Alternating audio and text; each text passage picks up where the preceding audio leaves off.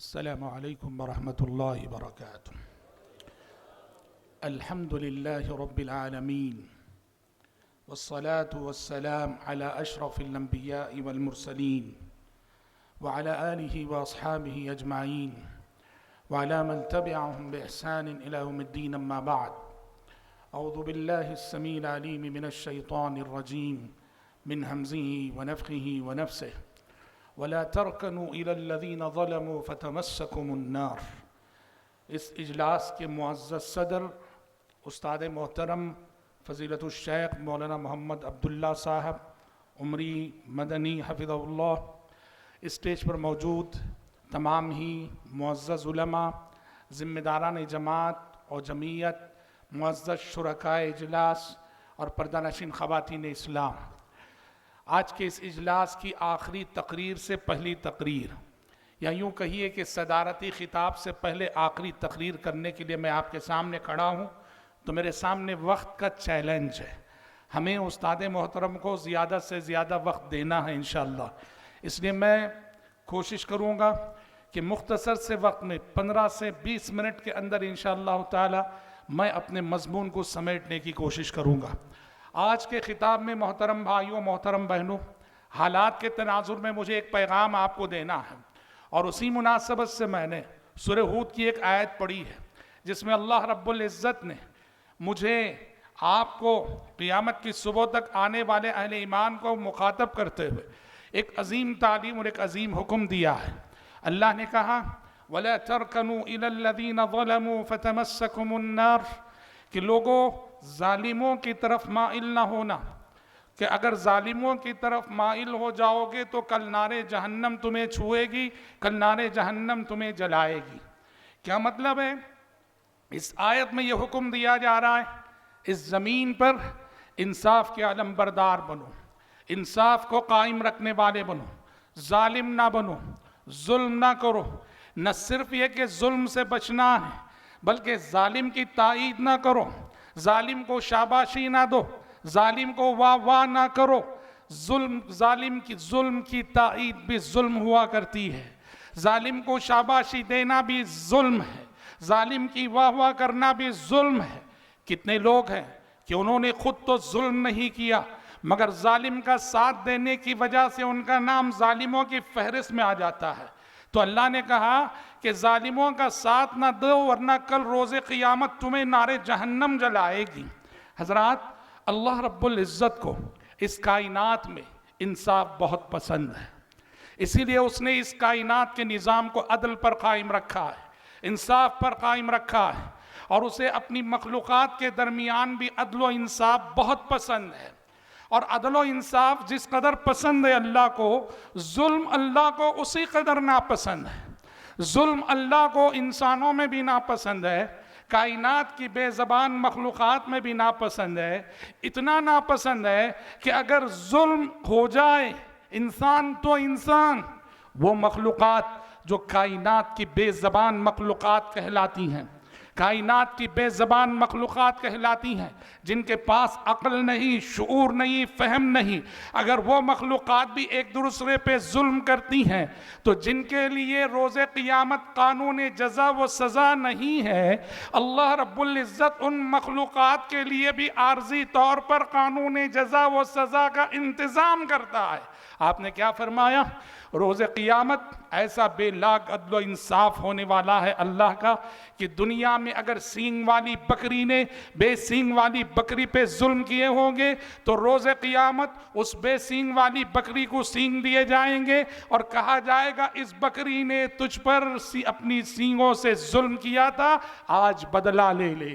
بے زبان مخلوقات میں اگر اللہ کی یہ شان عدل ہے، بے زبان مخلوقات میں اگر اللہ کو ظلم اس قدر ناپسند ہے، تو ہم جیسے آپ جیسے شعور اور عقل رکھنے والے انسانوں کا ظلم اللہ کو کس قدر ناپسند ہوگا، غور کیجیے. اس لیے حدیثوں میں کہا گیا یہ دنیا دار العمل ہے، یہاں عمل کرنا ہے، جزا و سزا اس عالم آخرت میں ہے. لیکن دو گناہ ایسے ہیں، ان گناہوں کی سزا آخرت سے پہلے دنیا میں مل کے رہے گی. ایک ہے ماں باپ کی نافرمانی اور ایک ہے ظلم. ظالم کو آخرت میں جو ملے گا ملے گا، جو ہوگا سو ہوگا، پر اللہ رب العزت ظالم کے ظلم کا بدلہ اسی دنیا میں دیتا ہے. اس لیے بھائیو، شیخ الاسلام ابن تیمیہ رحمۃ اللہ علیہ نے ایک بڑی خوبصورت بات کہی. ابن تیمیہ کہتے ہیں اللہ کو انصاف اس قدر پسند ہے اور ظلم سے اللہ کو ظلم اللہ کے نزدیک اس قدر ناپسند ہے. مسلم حکومت ہو اگر وہ اپنی رعایا پر ظلم کرے تو اللہ ایسی مسلم حکومت کو ختم کر دیتا ہے. نان مسلم گورنمنٹ ہو، غیر مسلم حکومت ہو، لیکن وہ اپنی رعایا کے ساتھ انصاف کرے، اللہ ایسی غیر مسلم حکومت کو عروج عطا کرتا ہے، عزت عطا کرتا ہے، ترقی عطا کرتا ہے. یہ ابن تیمیہ رحمۃ اللہ علیہ کا وہ جملہ ہے جو بتاتا ہے کہ مزاج شریعت کیا ہے. کتاب و سنت میں ظلم کو کس قدر ناپسند کیا گیا ہے اور عدل کو کتنی اہمیت دی گئی ہے کہ اللہ اکبر، مسلم حکومتیں اگر ظلم کریں تو وہ زوال سے دوچار ہو جائیں گی. تو اس لیے یاد رکھو بھائیو، ظلم کی عمر لمبی نہیں ہوتی، ظلم کی عمر لمبی نہیں ہوتی. اللہ ظالم کو مہلت دیتا ہے، ظالم کو مہلت دیتا ہے، اور اس مہلت کی وجہ سے ظالم یہ سمجھتا ہے کہ مجھے کوئی پوچھنے والا نہیں، مجھے کوئی پکڑنے والا نہیں، میرے اوپر کسی کا زور نہیں، میرے اوپر کسی کا اختیار نہیں. وہ ظلم کیے جاتا ہے، ظلم کیے جاتا ہے، لیکن جب اللہ رب العالمین کی پکڑ آتی ہے تو ظالم قیامت کی صبح تک کے لیے عبرت کا نشان بن جاتا ہے. آج کا یہ دن، آج کا ایک دن، یہ بڑی خوشی و مسرت کا دن ہے. آج زمین کے ایک بہت بڑے ظالمانہ اقتدار کا خاتمہ ہوا. وقت کا ایک فرعون اللہ رب العالمین نے آج اس کے اقتدار کا خاتمہ کیا. ملک شام کا وہ ظالم، وہ طاغی، وہ باغی، اور ملک شام کا وہ فرعون جو گزشتہ 10-12 سالوں سے ملک شام کے مسلمانوں کا قتل عام کیے جا رہا تھا. لاکھوں مسلمانوں کا اس نے قتل عام کیا، لاکھوں مسلمانوں کو ہجرت کرنے پہ مجبور کیا. بشار الاسد آج کا وہ دن ہے کہ اللہ نے آج اس کے اقتدار کا خاتمہ کیا. آج وہ ذلیل ہوا، آج وہ رسوا ہوا، آج اس کا غرور کچلا گیا، آج اس کا تکبر رگڑا گیا. آج مظلوموں کی خوشی کا دن ہے، آج مظلوموں کی مسرت کا دن ہے. اتنی خوشی ہے عالم اسلام میں. شیخ عدنان عرور نے لکھا ہے، شیخ عدنان عرور نے لکھا ہے، جو عالم اسلام کے ایک نمایاں ممتاز عالم دین ہے، جو رد تشیع اور رفض میں جنہوں نے ماشاءاللہ کافی کارہائے نمایاں انجام دیے ہیں. انہوں نے کہا آج کی یہ خوشی، اس فرعون وقت کے اقتدار کا یہ زوال، یہ عالم اسلام کے لیے اتنی بڑی خوشی ہے کہ اگر اسلام میں عید الاضحیٰ اور عید الفطر کے بعد کوئی تیسری عید جائز ہوتی تو آج ہم علماء اعلان کرتے کہ آج عالم اسلام کے لیے عید کا دن ہے. ظلم یاد رکھنا، ظلم کی عمر لمبی نہیں ہوتی. ظالم گرجتا ہے، برستا ہے، بس وہ اللہ کی مہلت ہے. لیکن جب اللہ رب العالمین کی پکڑ آتی ہے، اللہ ظالم کو روز قیامت روز قیامت تک کے لیے عبرت کا نشان بنا کے چھوڑتا ہے. پیارے نبی کی تعلیم کیا ہے؟ پیارے نبی صلی اللہ علیہ وسلم کا پیغام کیا ہے؟ آپ کا پیغام یہ تھا، انصر اخاک ظالما و مظلوما. آپ نے کہا اپنے بھائی کی مدد کرو، ظالم ہو تب بھی، مظلوم ہو تب بھی. ظالم ہو تب بھی اپنے بھائی کی مدد کرو، مظلوم ہو تب بھی اپنے بھائی کی مدد کرو. صحابہ نے پوچھا اے اللہ کے نبی، اگر ہمارا بھائی مظلوم ہو تب اس کی مدد کرنے کے معنی تو معلوم ہے، ہمارا بھائی اگر ظالم ہو تب اس کی مدد کیسے کریں ہم؟ آپ نے کہا، یہ اصل میں دیکھو زمانے جاہلیت کا مخولہ تھا. اسلام سے قبل عرب کے لوگ یہی کہتے تھے، انصر اخاک ظالما و مظلوما، اپنے بھائی کی مدد کرو چاہے وہ ظالم ہو مظلوم ہو. اور ان کا مطلب یہ تھا مدد کس کی کرنا ہے؟ اپنے قبیلے والے کی کرنا ہے. انہیں ظالم ہو تو تم بھی مل کے ظالم بن جاؤ اس کے ساتھ، مظلوم ہو تو بھی مدد کرو، ظالم ہو تو اپنے آدمی کی مدد کرو. پیارے نبی نے اسلام آنے کے بعد یہی جملہ صحابہ سے کہا، انصر اخاک ظالما و مظلوما، اپنے بھائی کی مدد کرو، وہ ظالم ہو تب بھی، وہ مظلوم ہو تب بھی. صحابہ کو حیرت ہوئی، یہ تو زمانے جاہلیت کا نعرہ ہے. صحابہ نے کہا اللہ کے نبی ہمارا بھائی مظلوم ہو تب اس کی مدد کرنے کا مطلب تو سمجھ میں آتا ہے، ہمارا بھائی ظالم ہو تب اس کی مدد کرنے کے کیا معنی؟ آپ نے کہا تمہارا بھائی ظالم ہو تب مدد کے معنی یہ ہیں کہ اس کا ہاتھ پکڑو، اسے روکو ظلم سے۔ حضرات ہماری شریعت کی تعلیم اس قدر واضح ہے، جب بھی ظلم ہوتا ہے ظالم کا ساتھ نہ دو، ظالم کے ساتھ نہ کھڑے ہونا، ظالم کی تائید نہ کرنا، ہمیشہ مظلوم کے ساتھ رہو۔ ظالم کتنا طاقتور سہی وہ کمزور ہے، اور مظلوم کتنا کمزور سہی وہ طاقتور ہے، اس لیے کہ اس کے ساتھ اللہ رب العالمین کی مدد ہے۔ اور جب مظلوم کے ساتھ دینے کی بات آتی ہے، دین اور مذہب بھی نہیں دیکھا جائے۔ اسلام کہتا ہے اگر ایک مسلمان ایک غیر مسلم پہ ظلم کرے، ایک مسلمان غیر مسلم پہ ظلم کرے، اسلام کی تعلیم مسلمانوں کو غیر مسلم کے ساتھ کھڑے ہونا ہے، جو مظلوم ہے اس کے ساتھ کھڑے ہونا ہے، چونکہ ظالم مسلمان ہے اس لیے مسلمان کا ساتھ نہیں دے سکتے۔ آج کل آئے دن میڈیا میں خبریں آ رہی ہیں، اگر یہ خبریں صحیح ہیں، بنگلہ دیش میں جب سے سیاسی حالات بدلے ہیں وہاں کے ہندوؤں پہ بڑا ظلم ہو رہا ہے۔ بنگلہ دیش میں جب سے سیاسی حالات بدلے ہیں وہاں کے ہندوؤں پہ بڑا ظلم ہو رہا ہے۔ اگر یہ خبریں صحیح ہیں، مذہب اسلام کی تعلیم ہے، ہم کتاب و سنت کی تعلیمات کی بنیاد پر اپنے اس اسٹیج سے اس ظلم کو کنڈم کرتے ہیں، اور آپ سب کو یہ دعوت دیتے ہیں کہ اسلامی تعلیمات کا تقاضا ہے ظلم ہے وہ چاہے جہاں بھی ہو۔ یہاں چونکہ کچھ واقعات ہوتے ہیں، ان واقعات کے رد عمل میں ہم وہاں ہونے والے ظلم کی تائید کریں، ہرگز اسلام اس کی اجازت نہیں دیتا۔ اسلام یہ کہتا ہے ظلم جب بھی ہو دیکھو ظالم کون ہے، اس سے دوری اختیار کرو، اور جو مظلوم ہے اس کے ساتھ کھڑے ہو جاؤ۔ دین مت دیکھو، مذہب مت دیکھو، مظلوم کا ساتھ دو، مظلوم کے ساتھ کھڑے ہو۔ آپ اسلامی تاریخ کو پڑھیے، عمر بن خطاب رضی اللہ عنہ کا زمانہ خلافت ہے۔ عمر بن خطاب رضی اللہ عنہ کے زمانہ خلافت میں ایک قبطی پہ ظلم ہو گیا۔ قبطی کون ہے؟ مصر کے رہنے والے غیر مسلم۔ عمر بن عاص رضی اللہ عنہ مصر کے گورنر تھے۔ عمر بن عاص کا بیٹا اور یہ قبطی جو غیر مسلم ہے، گھوڑ سواری کا مقابلہ ہوا، کمپٹیشن ہوا، قبطی کا گھوڑا سبقت کر گیا، قبطی کا گھوڑا فرسٹ آ گیا۔ اب یہ چونکہ گورنر کے بیٹے تھے تو ان کی انا کو ٹھیس پہنچی۔ عمر بن العاص رضی اللہ عنہ کے بیٹے نے قبطی پہ زیادتی کر دی، قبطی پہ ظلم کر دیا۔ اس قبطی نے کیا کیا؟ وہ عمر بن خطاب رضی اللہ عنہ کی شان عدل سے واقف تھا۔ اس قبطی نے مصر سے شکایت کی حضرت عمر کے دربار میں کہ آپ کے گورنر عمر بن العاص کے بیٹے نے چونکہ میرا گھوڑا کمپٹیشن میں فرسٹ آ گیا، مجھے ستایا ہے، مجھے اذیت دی ہے، مجھے مارا ہے۔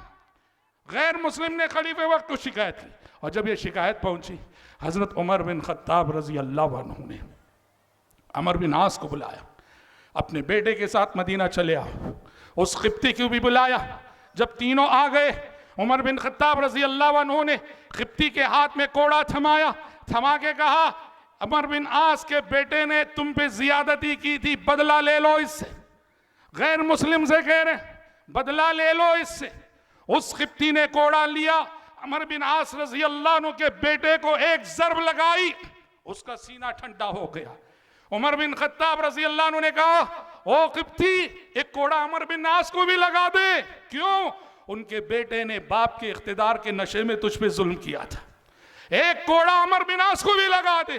قبطی نے کہا کہ نہیں امیر المومنین، جس نے مجھ پہ ظلم کیا تھا میں نے اس سے بدلہ لے لیا، یہ میرے لیے کافی ہے۔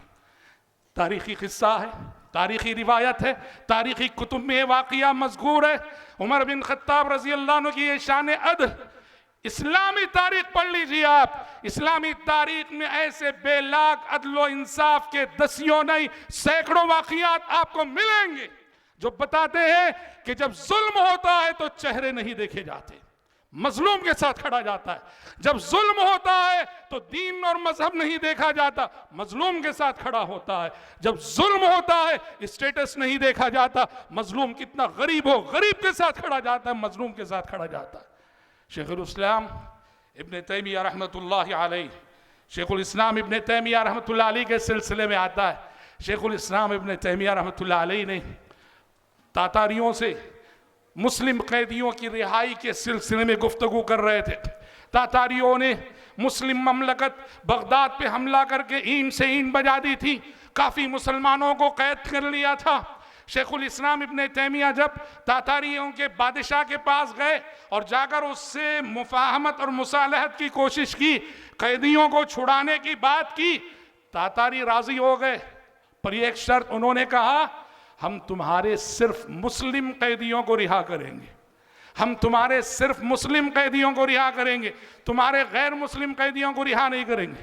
ابن تیمیہ نے کہا کہ نہیں، یہ فیصلہ منظور نہیں، مسلم قیدیوں کے ساتھ ساتھ غیر مسلم قیدیوں کو بھی رہا کرو تو تب ہمیں منظور ہے یہ معاہدہ، اگر غیر مسلم قیدیوں کو رہا نہیں کرتے ہو، صرف مسلم قیدیوں کی رہائی ہمیں منظور نہیں۔ یہ ہماری روشن تاریخ ہے۔ کیوں؟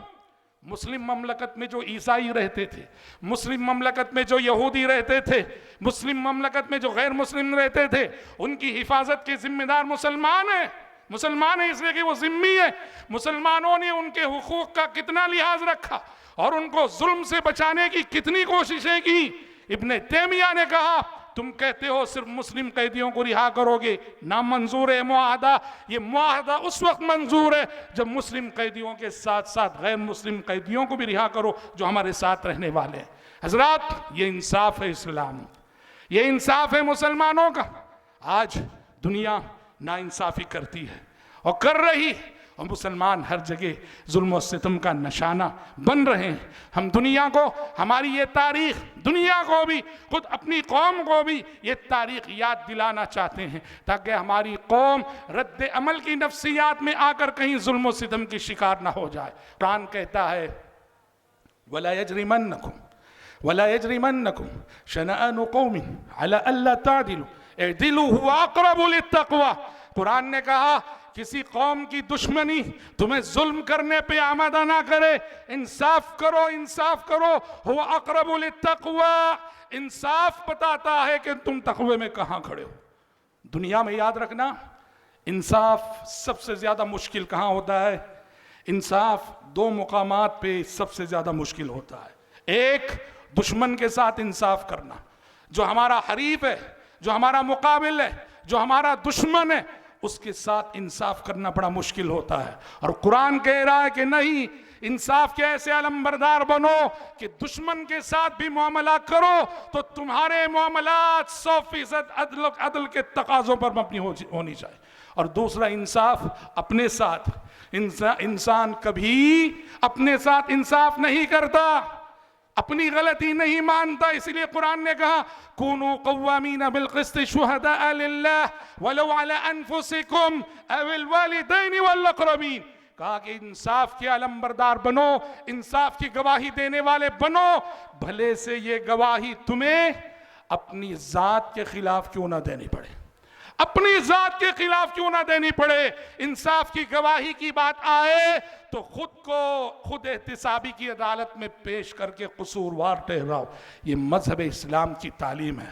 تو محترم بھائیو، یہ جو پیغام ہے جس میں نے سورہ ہود کی آیت سے شروع کیا، وَلَا تَرْكَنُوا إِلَى الَّذِينَ ظَلَمُوا فَتَمَسَّكُمُ النَّارُ، ظالموں کی طرف مائل نہ ہونا، ظالم کی تائید نہ کرنا، ظالم کی شاباشی نہ دینا، ظالم کی واہ واہ نہ کرنا کہ تم بھی ظلم نہ کر کے بھی ظالم بن جاؤ گے۔ یہ قرآن مجید کا ایک ایسا سبق ہے جسے ہمیں بہت یاد رکھنا ہے، خصوصاً اس سماج میں، اس معاشرے میں جو مخلوط معاشرہ ہے، جہاں بہت سارے عقائد، ادیان، افکار، نظریات کے حامل افراد جیتے ہیں۔ ان کے درمیان جیتے ہوئے اس تعلیم کا بہت ہمیں لحاظ رکھنا ہے اور ہر قدم، ہر سانس عدل و انصاف کا علمبردار بن کر ہم کو جینا ہے۔ 5:20 ہو چکے، 5:30 ہو گئے ہیں۔ استاد محترم کو وہ موقع دینا ہے۔ میں اپنی گفتگو ختم کرتے ہوئے پھر سے شیخ عبدالقدیر صاحب نے جس اعلان پر اپنی گفتگو ختم کی، اسی اعلان کی پھر سے میں یاد دہانی کرتے ہوئے کہ مسجد سلفیہ کے لیے آج آپ کے قیمتی تعاون کی ضرورت ہے۔ انشاءاللہ تعالی اعلان کا یہ اصل محاذ استاد محترم سنبھالیں گے۔ اللہ رب العزت سے ہم دعا کرتے ہیں کہ پروردگار عالم آپ سب کے، ہم سب کے یہاں مل بیٹھنے اور جمع ہونے کو قبول فرمائے۔ اللہ زندگی میں ہر سانس ہمیں انصاف کا علمبردار بننے کی توفیق عطا فرمائے۔ ظلم سے اور ظالم کی تائید سے اللہ ہر قدم ہماری حفاظت فرمائے۔ اللہم آمین۔ وصلی اللہ وسلم علی خیر خلقہ محمد وآلہ وصحبہ اجمعین۔